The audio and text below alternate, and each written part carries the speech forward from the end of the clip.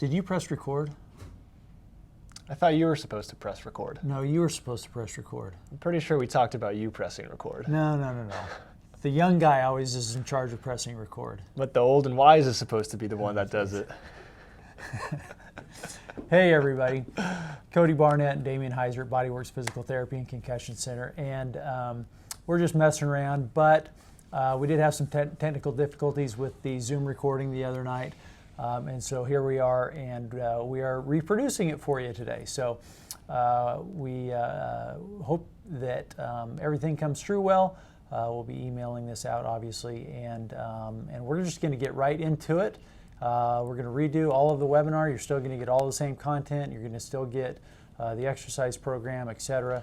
And we're just going to dive right in and get right into business. So sounds good. A couple little housekeeping things before we get going. One, we want to recognize our sponsor, which is the Kansas River Valley Triathlon Club.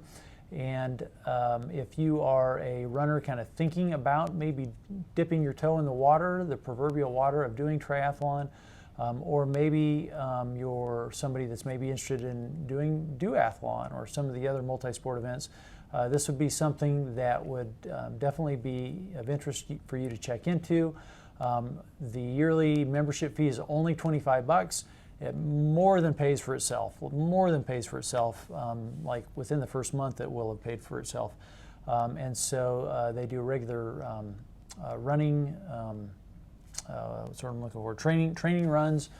They do regular training rides, regular open water swims. They have a lot of events that they put on throughout the year in terms of get-togethers and socials and things. And so it's really a good, vibrant community. And so please check that out. The website is ksrvtc.com. That's ksrvtc.com. Or you can Google Kansas River Valley Triathlon Club. So thank you for the club for sponsoring our webinar Yes, tonight. Thank you guys. The other housekeeping item is we did do the drawing for the Hypervolt Go massage gun. And golly, I don't have one on handy right here. Maybe we do. But the winner of the Hypervolt Go was Chrissy Usher. So Chrissy, be sure and get with us, and we will get that to you, and you can have your own personal massage therapist ready to work on you at any time. So congratulations to Chrissy. So Congratulations. all right, so getting right into it. Our topic, our agenda, number one, we're going to talk about what is the core really, and then after we briefly go through that, then we're going to get right down to it in terms of exercises that are beneficial for runners. And what we're looking for is we want to improve our core strength so that we're better on hills. We want to be better if we're facing a stiff headwind. We want to improve our performance. We want to have better stability if we're riding on a bike. We want to have good form if we're swimming in the pool, et cetera, et cetera.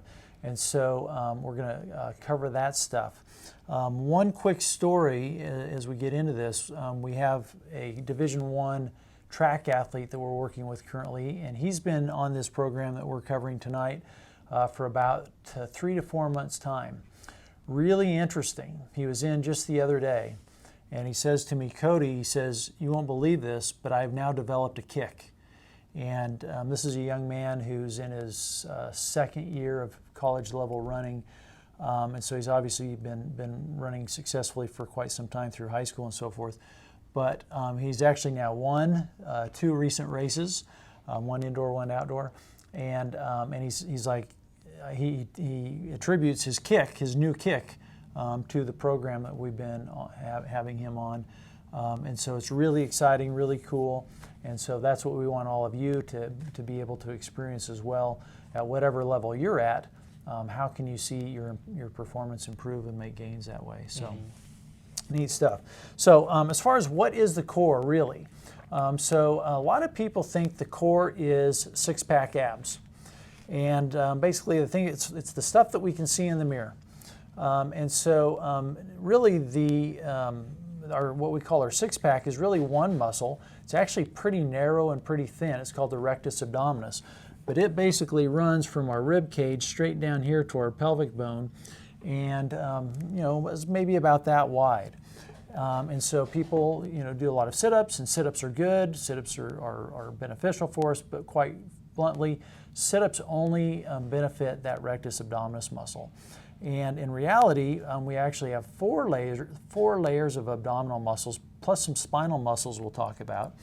And these 4 layers of abdominal muscles actually extend all the way from our rib cage, literally, let's turn you, literally all the way to right there.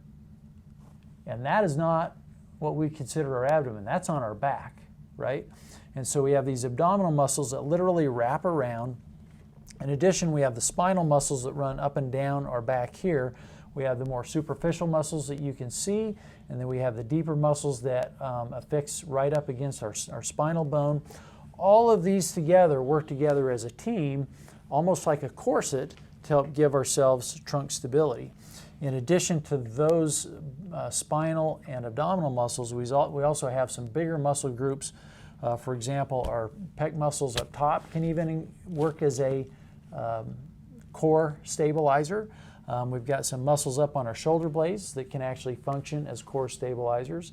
And we've got our rear end muscles and our hamstring muscles and our quads that all can function as core stabilizers depending on the position that our body is in and depending on the activity that we're doing. So, for example, if you are on a bike holding onto the handlebars and the wind is blowing, your pec and shoulders actually become technically part of a core stabilizer. So basically anything from here to here can be part of that core.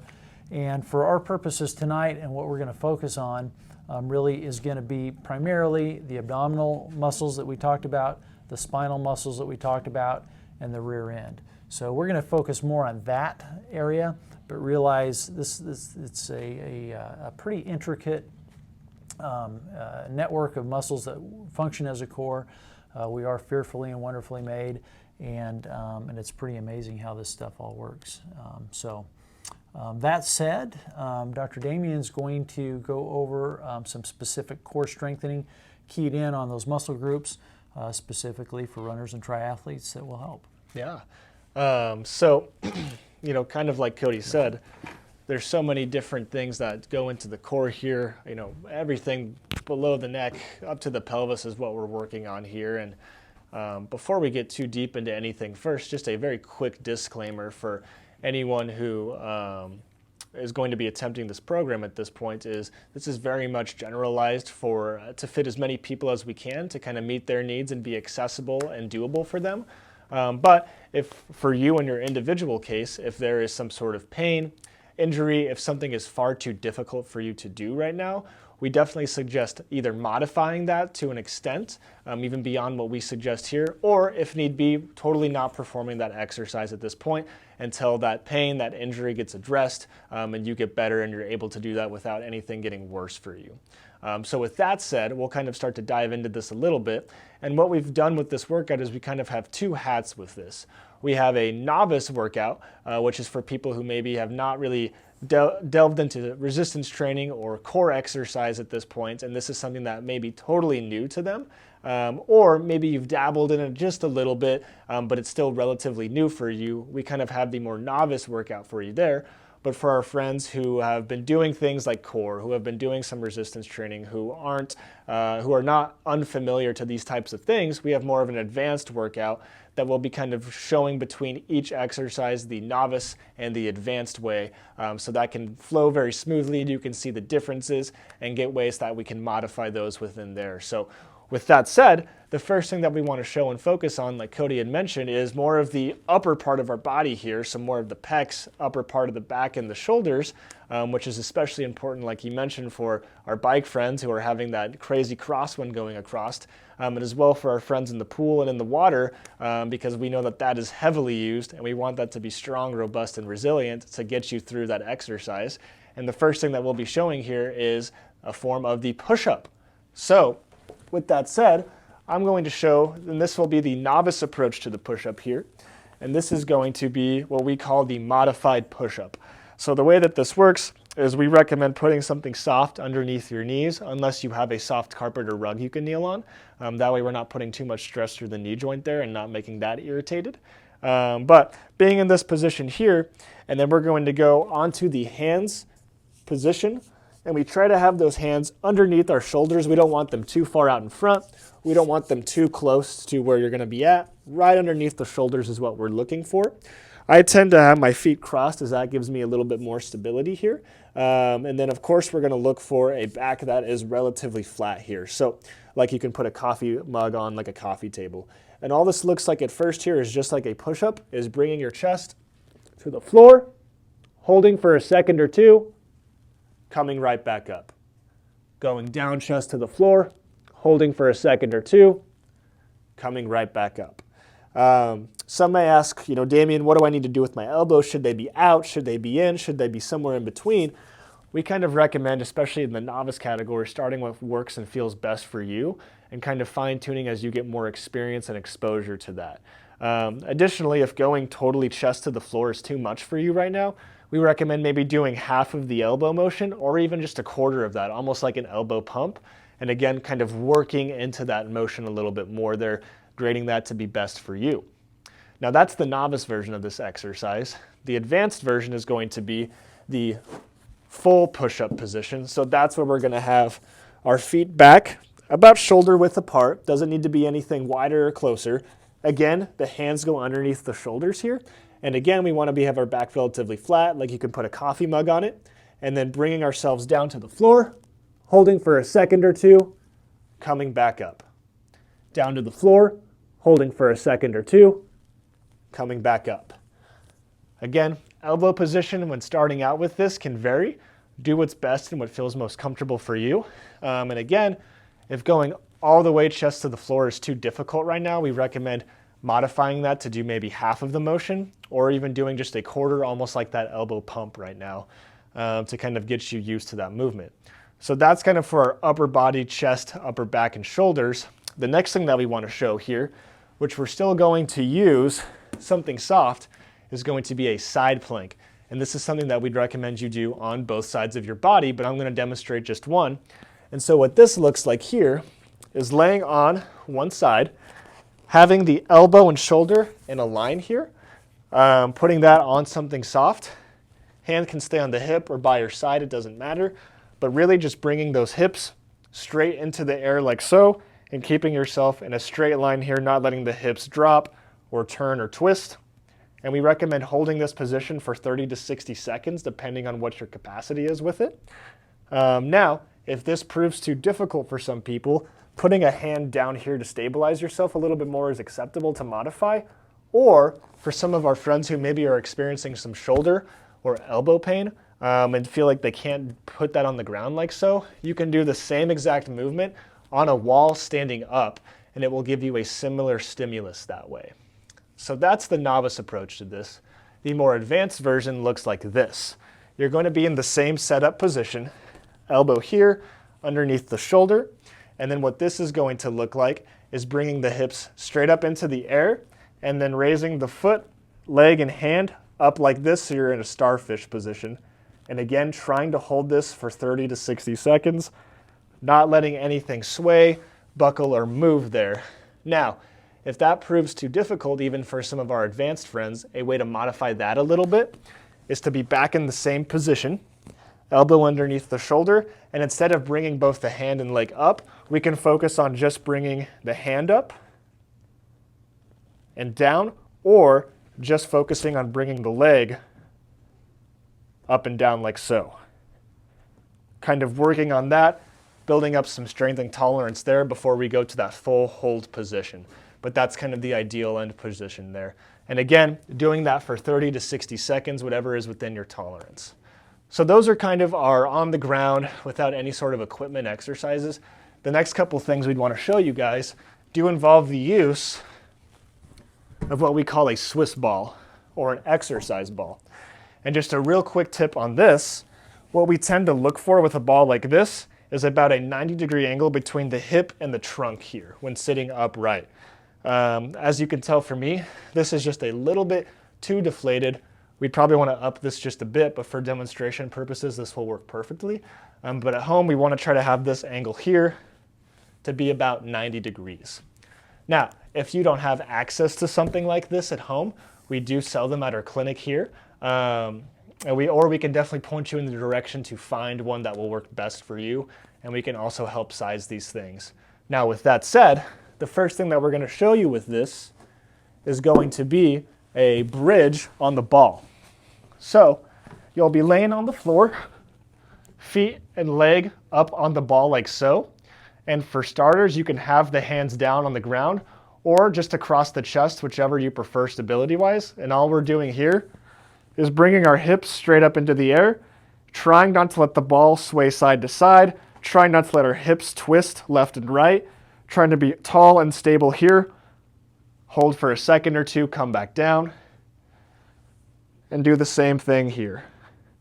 You're going to feel this work the glutes, the lower back, and a little bit of the hamstrings.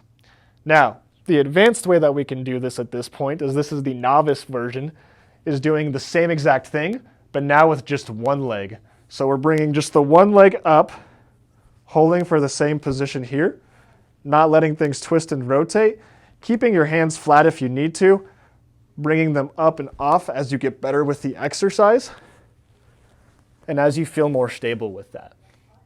Now, the next exercise that we'll be doing with this is what we call a ball plank. And there's kind of two ways to perform this exercise. The first is kind of more of the traditional arms on the ball, body straight like so, holding for a time of 30 to 60 seconds, not letting the back arch down, not letting it be curled up, trying to be flat like that coffee table. The other way to do this is the opposite. This is a bit tougher, is having the legs on the ball like so, and being in a plank position like this.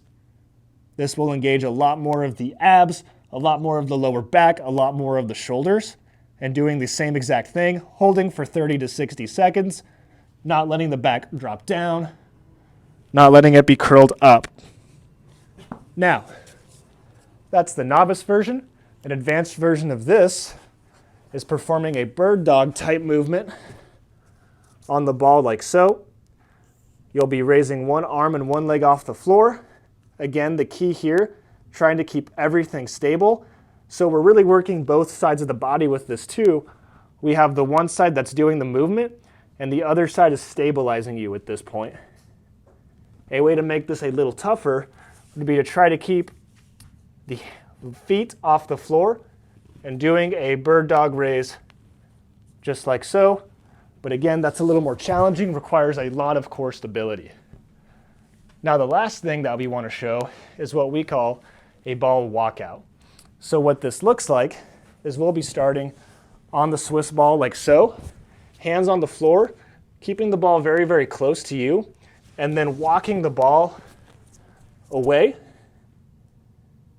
holding here, and then walking yourself back like so.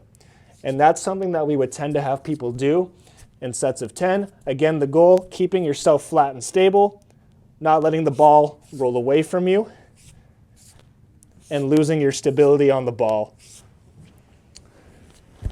The way that we can make this exercise more advanced is adding in some components to it. So, for instance, doing the same walk out portion here. And then once at the end, we can do a push-up. We can do a leg raise. Or we can do a more mountain climber abdominal maneuver like so, which gives the option of doing a few different ways to make that exercise more advanced and targeting some different muscle groups. So those are our 5 novice and advanced exercises, with even some ways to modify those in between. We hope you find that helpful, and we hope that you can use that to kind of bring your performance to another level at this point. But thank you guys so much for tuning in and checking that stuff out. And we'll bring Cody back into the frame. He's been excellent at keeping track of me on this ball at this point. Hey, you're a little out of breath. A little bit. just that little bit gets me going. It's going to be a great workout at home, everyone. Trust me. Yeah. You'll really, really enjoy it. All right, so very good. Thank you very much. That's perfect. Of course. So I thought we'd just touch on a couple of questions that were brought up during the webinar. I probably won't remember all of them, but one question was, what if one of these things causes pain and makes me hurt? Well, the answer is, none of this stuff should cause you pain. So if it's causing you pain, either don't. Well, option A is obviously don't do it. And then the next thing is what's the reason for that? So if there's something going on there that's bugging you, we'd be happy to take a look at it for you. But the main thing is we've designed this so none of this stuff should be painful. If it bothers you at all, please stop. Please feel free to let us know, and we may be able to help you through that. The other question that got asked was someone had some shoulder problems, and they were wondering about the starfish exercise. So the answer to that is you can do that same exercise leaning against a wall, which still engages the same muscles, but a lot less strain in terms of on the shoulder. So that was one. Another question that we had was what types of equipment do we have here for people that are options? As Damien mentioned, we do have the stability balls. We carry all of the products that are manufactured by Hyperice. So, for example, the HyperVolt Go is wonderful for self-massage type recovery types of things. We have an item called a Tiger Tail, which is and also a kind of looks a little bit like a rolling pin that you use to roll out the muscles in your legs. Very, very helpful for recovery. I use one of those almost every day. We have a thing called the Viper Roller, which is a foam roller. We call it the foam roller on steroids, but it's a foam roller with vibration qualities, and so it's wonderful for recovery. So if you're struggling with recovery, sore muscles, achy muscles, things like that, feel free to reach out to us, and we can ask you a couple of questions and let you know what might be the better option for you to use and consider. So feel free to let us know about that stuff. The other thing that we want to offer, the information for this is in your email that you received as well, is for everybody that's listening on the call or watching the replay. We do have a program that we call the Robust Runner Core Exam. And what the Robust Runner Core Exam entails is we evaluate your core strength, we evaluate your hip strength, we evaluate your back mobility, and then based on that information, we can create a program that's individualized for you.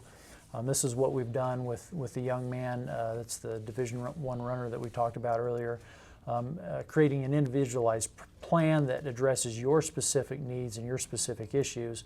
And so it's what we've done today, but very much individualized and keyed into your specific areas that you're having problems with.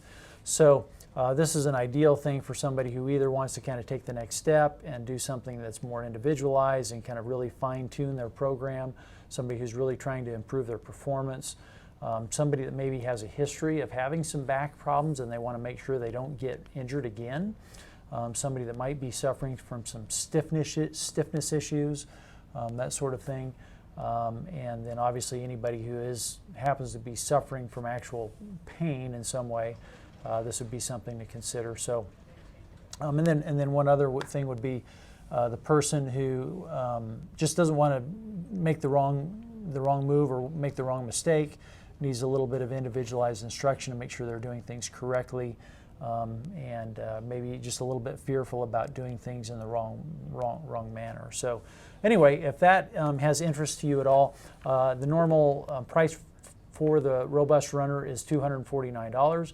But if you're watching this call, we've opened up 10 slots for only $99 each. And so we want to offer that to you. Since the night of the webinar, half of those have already been filled. So if this is something that's interesting to you, please reach out to us as soon as possible so that we can get you booked in for that. Again, it's just $99, and we literally have people tell us that it changes their life in terms of how they benefit from it. So we'd love to have that for you. if you'd like to take advantage of that, you can reach out to us by emailing info@bodyworksphysicaltherapy.net, or you can contact us through the website, bodyworksphysicaltherapy.net, or you can call us 316-558-8808. I'll also mention that we do that in person, obviously, but we can also do it virtually. So we had a lot of people that signed up that are not in Kansas, and we even had a few people that are not in America. So if you want to do this virtually, we have the option to do it virtually for you. So again, $99. Let us know if you're interested, and we've got five slots left. Okay, so about to wrap it up. Is there anything that we've forgotten? We hit record this time, so I think we're okay there. All right, that's step one. That's step one. So yeah, so we hope this is enjoyable for you. We are lifelong learners. We love to learn. We're constantly learning from literally the best clinicians in the world. We seek them out so that we can learn from the very best, but we also love to teach. And so for us, this is really fun. We even enjoy doing it twice. Oh yeah. So anyway, if there's anything you can help with, our mission is to keep people mobile and active and off pain pills. So we appreciate you sharing the word out there for anybody that you know that might be suffering. And if you have questions about the program or anything else, let us know. You'll be getting a link to individualized videos of every one of these exercises. So that's in your email. If you have any difficulties accessing that link, computers do funny things sometimes, cell phones do funny things sometimes. So if you have any trouble at all, please feel free to reach out to us to let us know, and we'll get you hooked up. So. Excellent. All right. All right, everyone. Okay. Hey, thanks. Until next time, we'll be doing more webinars. We'll keep you apprised of those, and appreciate it. Thank you. Yeah, thank you, everyone. We'll see you soon.